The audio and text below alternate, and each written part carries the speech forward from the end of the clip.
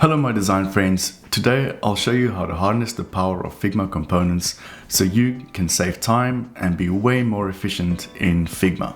So what are components in Figma? Well, components are basically UI elements such as buttons, headers, menus, and a collection of UI elements that you reuse over and over again in your design. Furthermore, instead of editing these UI components individually on every single screen that you have, you can edit it in one place and those changes will reflect on all of your designs. Here's where the magic of components steps in. Let's imagine your client or your boss tells you that these components have to change color because maybe the brand has changed, or maybe there's just a new UI color that you need to introduce into the design. Just think how painful that would be if you had to go and change all of these UI elements individually on all the pages that you've designed. Let's dive in and I'll show you how to create components. Here we are in Figma. And first let me explain the core concepts of creating a component, and afterwards we'll jump into a practical exercise. Let's take this button and convert it into a component. We'll select the object here and then we'll go to create component option in Figma. Select it, and you'll notice that the color of this label changed. Also, there is a diamond-like icon next to it, and if you look within the layers palette, you'll also notice the diamond-like icon is over here. Now, the next important concept of using components in your design is we need to create a copy, or rather an instance of this component, and it is literally a copy. So if I just shift or actually option drag this, I'm creating a component, and you can also just copy and paste the component if you like. And now we've created an instance, and what you'll notice is that the label is no longer there on this instance. And you'll also notice in the layers palette that the icon has changed to this outline sort of diamond shape.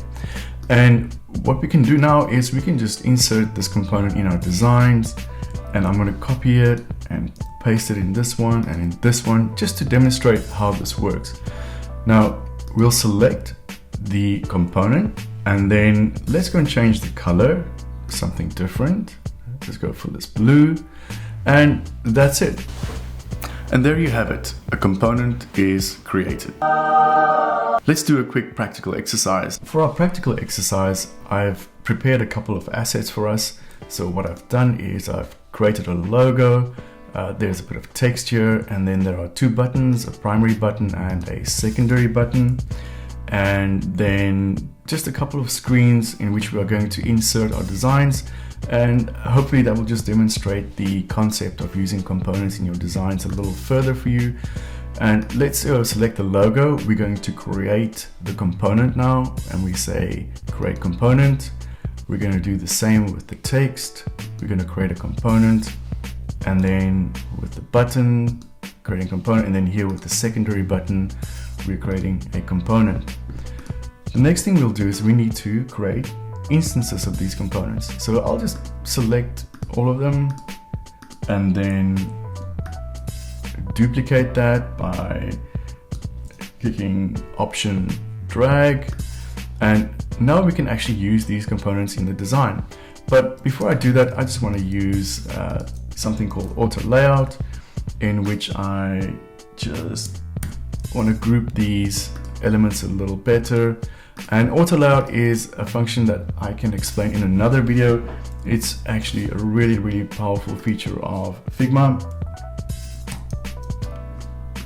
So that is a video that I'll definitely work on a bit later.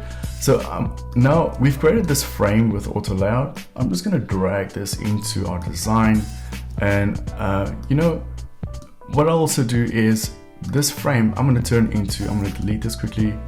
I'm going to turn this frame into a component, and I'll just call this design for now. And what I'll do is I'll drag this into our design and just position it in a way that I just center it on the screens. I'm not going to pay too much attention to the positioning that much because we're just demonstrating the components. So what you've actually seen here is that we've created these individual components, right? Then I put them together and I created like a nested component. So this component is really this one here, and this one is this one here, right? And you know, when we created this component, now if I had to change the layout in here, the layout will change in the designs as well, right? And that is just part of the magic of components. And remember earlier I told you about, let's say you have a client and they decide, well, their corporate color or the logo color has changed. So let's just do that again. Let's say, right, they've changed their corporate color to, let's say, this fuchsia pink, and I've just changed the color, and now you notice that the color is changed in the rest of the designs as well. Furthermore, I'm just going to zoom out a little. Let's say you wanted to change the text and say, find the correct way. I know that's pretty bad grammar or not great copywriting, but you can see that it's also changed in all the other designs. So you can imagine that if you had hundreds of screens, you would just have such a painful time correcting and updating all these components in individually on all the screens. Folks, that is components for you.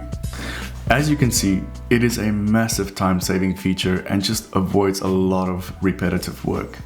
In my next video, I'll show you how to level up your use of components by using Figma variants. I hope you've enjoyed this lesson, and if you feel compelled, please like and subscribe. I'll see you in the next one.